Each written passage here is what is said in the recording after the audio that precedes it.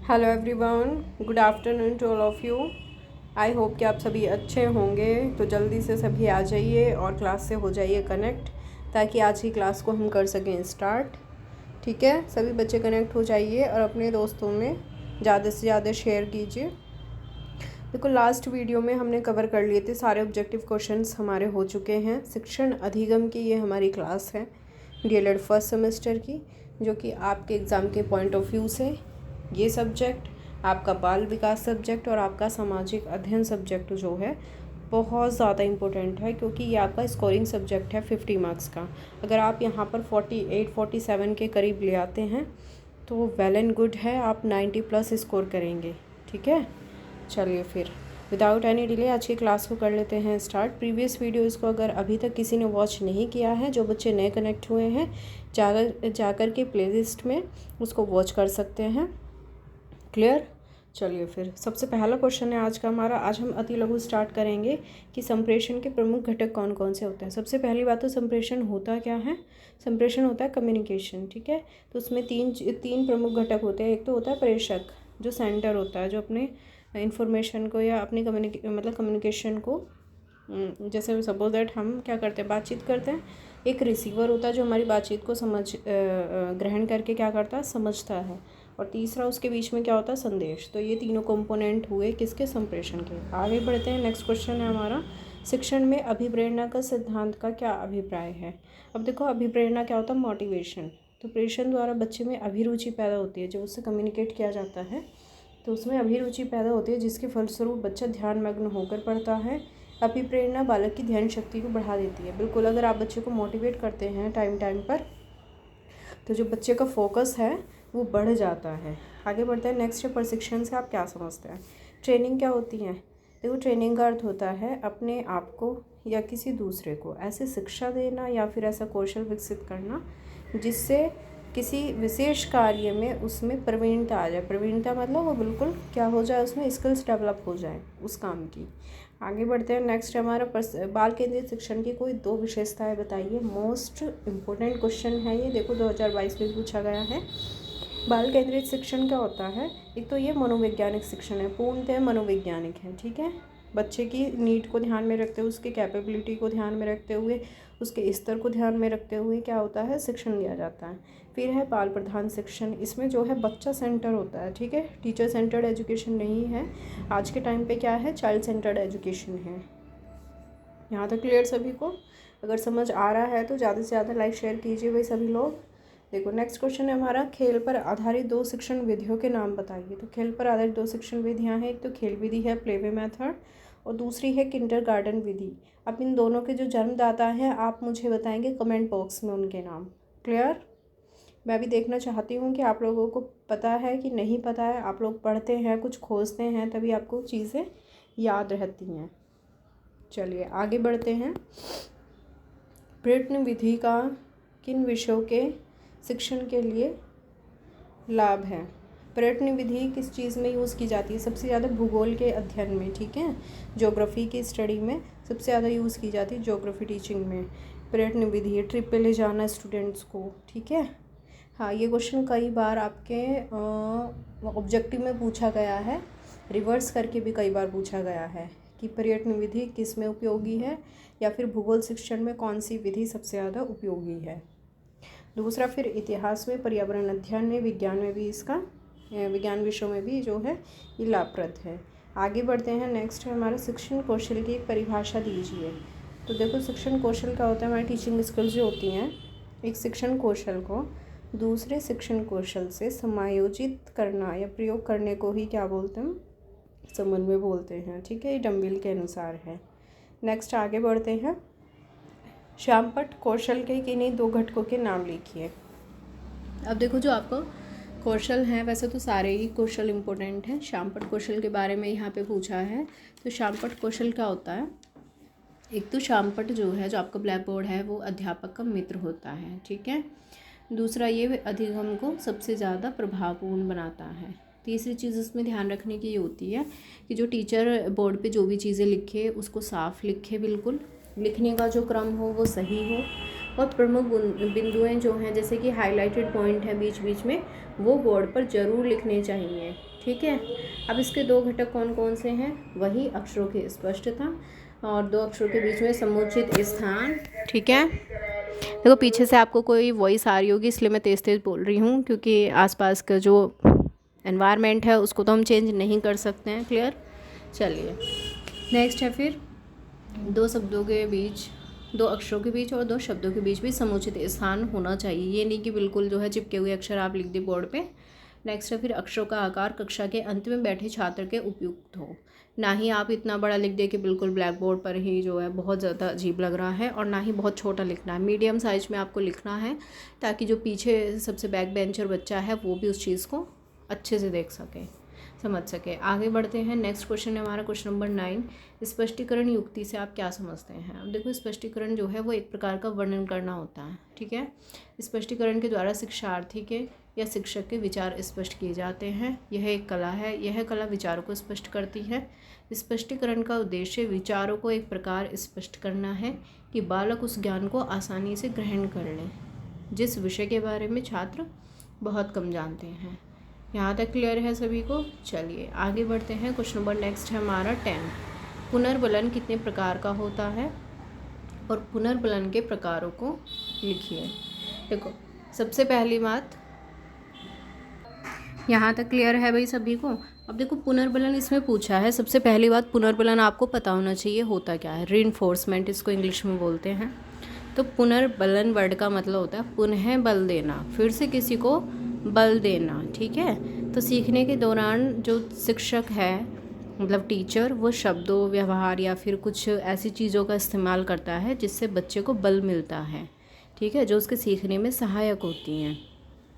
जैसे कि बच्चा अच्छा काम करता है तो आप उसको शाबाशी देते हैं या फिर उसको गुड, कीप इट अप, इस तरह के वर्ड बोलते हैं तो बच्चे का मनोबल बढ़ता है। इस तरीके से वो क्या होता है, पुनर्बलन उसको मिलता है। अब पुनर्बलन दो तरह के होते हैं, एक तो होता है धनात्मक, दूसरा होता है धनात्मक या फिर सकारात्मक, और दूसरा होता है ऋणात्मक या फिर नकारात्मक। ठीक है। और पुनर्बलन के भी दो रूप होते हैं, शाब्दिक और अशाब्दिक। यहाँ पर इतना ही पूछा है, आगे लघु उत्तरीय प्रश्न में आएगा तो पूरा एक्सप्लेन कर दूंगी मैं। चलिए आगे बढ़ते हैं। सूक्ष्म शिक्षण को परिभाषित कीजिए। सूक्ष्म शिक्षण क्या होता है? माइक्रो टीचिंग होती है। ठीक है। 90 मिनट की होती है ये, और उसमें मतलब ये कह दो कि शिक्षण का एक लघु रूप या छोटा रूप होता है। क्लियर। और सूक्ष्म शिक्षण ये भी पूछा जाता है कि ये किसने दिया है, इसके प्रवर्तक कौन है? तो वो है ड्वाइट एलन। ठीक है। एलन ने डेफिनेशन भी दी है कि सूक्ष्म शिक्षण से तात्पर्य शिक्षण प्रक्रिया के उस सरलीकृत लघु रूप से है जिसे थोड़े छात्रों वाली कक्षा के सामने अल्प समय में संपन्न किया जाता है।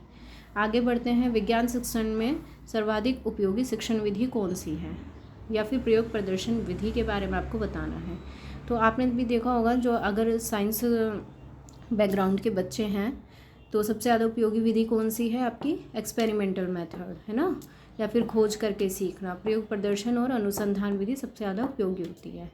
आगे बढ़ते हैं। क्वेश्चन नंबर नेक्स्ट है हमारा 13। अपेक्षित अधिगम स्तर से आप क्या समझते हैं? अपेक्षित अधिगम स्तर देखो क्या होता है। इस शब्द की जो संरचना है वो 3 शब्दों से हुई है, अपेक्षित, अधिगम और स्तर। अपेक्षित से मतलब है ज्ञात करना, अधिगम का अर्थ होता है सीखना, और स्तर का आशय है उपलब्धि के स्तरों से लगाया जाता है। ठीक है। मतलब ज्ञान से आपने सीखा और सीख के क्या किया, उपलब्धि प्राप्त की। इसी को क्या बोला गया? अपेक्षित अधिगम स्तर। आगे बढ़ते हैं। संप्रेषण की आपको परिभाषा देनी है कम्युनिकेशन की। तो संप्रेषण क्या होता है? दो व्यक्तियों के बीच में जो बातचीत करने का माध्यम है उसी को क्या बोला जाता है? संप्रेषण। दो व्यक्तियों के बीच भावों, विचारों और अन्य तथ्यों का आदान प्रदान ही क्या कहलाता है? संप्रेषण या कम्युनिकेशन कहलाता है। इससे क्या होता है, शिक्षण जो हमारी शिक्षण प्रक्रिया है वो काफ़ी प्रभावी बनती है, जब टीचर अपनी बात को कहता भी है और बच्चे उनकी बातों को समझ के रिस्पॉन्स भी करते हैं। आगे बढ़ते हैं। क्वेश्चन नंबर नेक्स्ट है हमारा 15। शिक्षण के किन्हीं 2 शिक्षण सूत्रों को लिखिए। तो सरल से जटिल की ओर, ज्ञात से अज्ञात की ओर। वैसे तो बहुत सारे हैं, कोई से भी आप 2 लिख सकते हैं। मूर्त से अमूर्त की ओर है, राइट। ठीक है भाई। काफ़ी सारे हमारे जो हैं शिक्षण सूत्र होते हैं। विश्लेषण से संश्लेषण की ओर, मनोवैज्ञानिक से तर्क संगत की ओर, अनिश्चित से निश्चित की ओर। क्लियर। चलिए आगे बढ़ते हैं। नेक्स्ट है फिर बहुस्तरीय कक्षा शिक्षण किसे कहते हैं। अब देखो बहुस्तरीय कक्षा शिक्षण होता क्या है। Multi class teaching. इसमें क्या होता है, दो या दो से ज़्यादा क्लास को आपस में जोड़ दिया जाता है। ठीक है, देख लेते हैं इसमें क्या लिखा है। बहुकक्षीय शिक्षा शिक्षण से आशय है जिसमें दो या दो से अधिक बच्चों के कक्षा के बालकों को एक साथ उनकी व्यक्तिगत रुचि और आवश्यकताओं को ध्यान में रखकर शिक्षा दी जाती है। जैसे कि आपने देखा होगा छोटी क्लासेस में 6, 7, 8 को कभी कभी क्या करते हैं, साथ बिठा देते हैं टीचर्स, है ना। तो इस तरीके से दो या दो से ज़्यादा कक्षाओं को एक साथ जोड़ना ही क्या कहलाता है, बहुस्तरीय कक्षा शिक्षण। नेक्स्ट है फिर शिक्षण को परिभाषित कीजिए। टीचिंग की डेफिनेशन आपको बतानी है। तो B.F. स्किनर ने इसकी डेफिनेशन दी है कि शिक्षण जो है वो पुनर्बलन की आकस्मिकताओं का क्रम है। नेक्स्ट है फिर किन्हीं दो शिक्षण सिद्धांतों का उल्लेख कीजिए। अब दो शिक्षण सिद्धांत आपको बताने हैं। सबसे पहला है, वैसे तो आप कोई से भी दो शिक्षण सिद्धांत बता सकते हैं, ठीक है, ये ज़रूरी नहीं है कि जो इसमें लिखा है वही सिद्धांत आप बताएं। क्लियर। कोई से भी दो सिद्धांत आप लोग बता सकते हैं, कोई दिक्कत नहीं है उसमें। देख लेते हैं इसमें, देखो कौन कौन सा सिद्धांत है। सबसे पहला है क्रियाशीलता का सिद्धांत या करके सीखना। अब ये जो क्रियाशीलता का सिद्धांत है, इस सिद्धांत में सीखने के लिए छात्र की क्रियाशीलता का होना बहुत ज़रूरी है।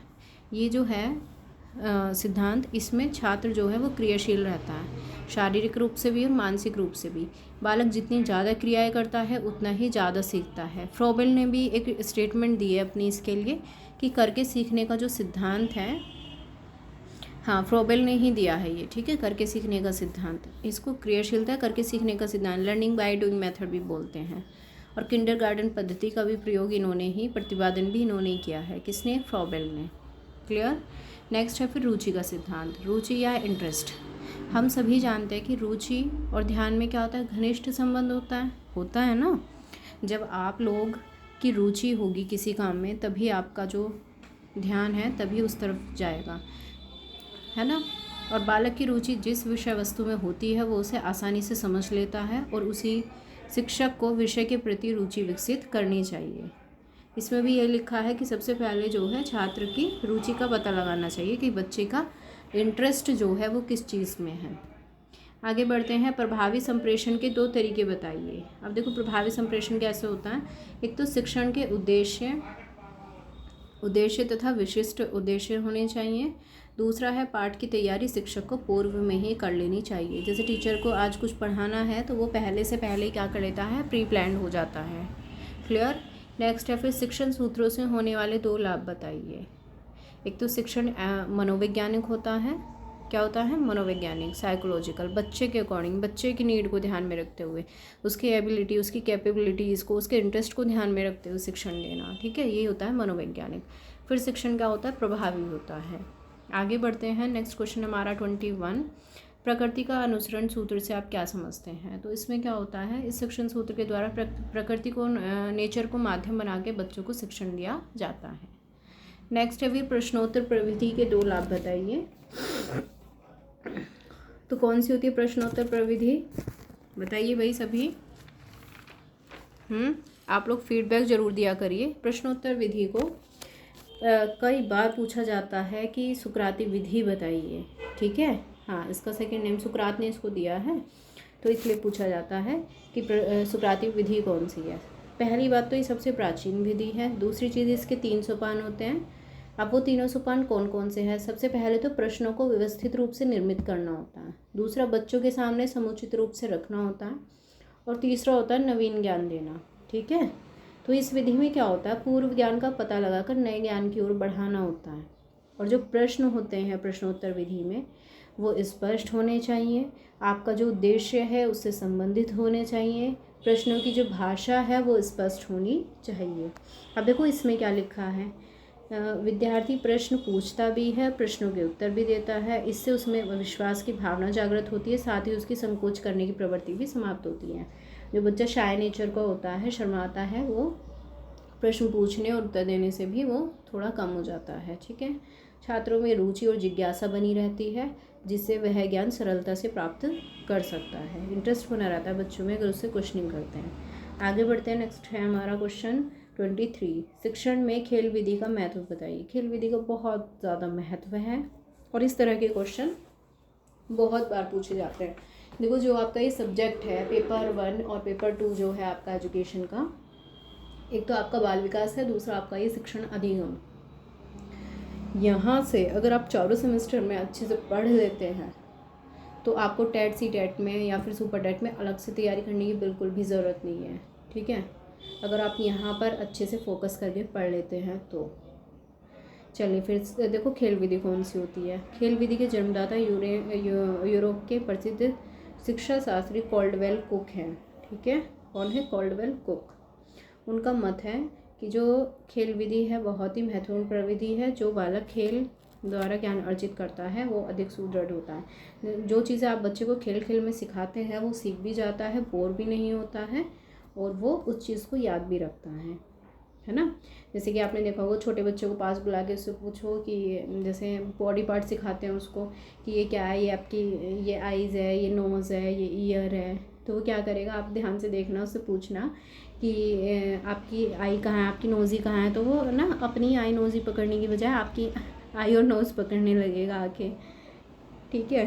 देखो, काफ़ी इंटरेस्टिंग सब्जेक्ट हैं ये दोनों ही, तो इन पर आप बहुत फोकस करना। मैं बार बार कह रही हूँ 50 मार्क्स से स्कोरिंग है। अगर आप इसमें अच्छा स्कोर कर लेते हैं तो आपकी परसेंटेज अच्छी जाएगी बिल्कुल। ठीक है, चलिए आगे बढ़ते हैं। नेक्स्ट है हमारा क्वेश्चन नंबर 24।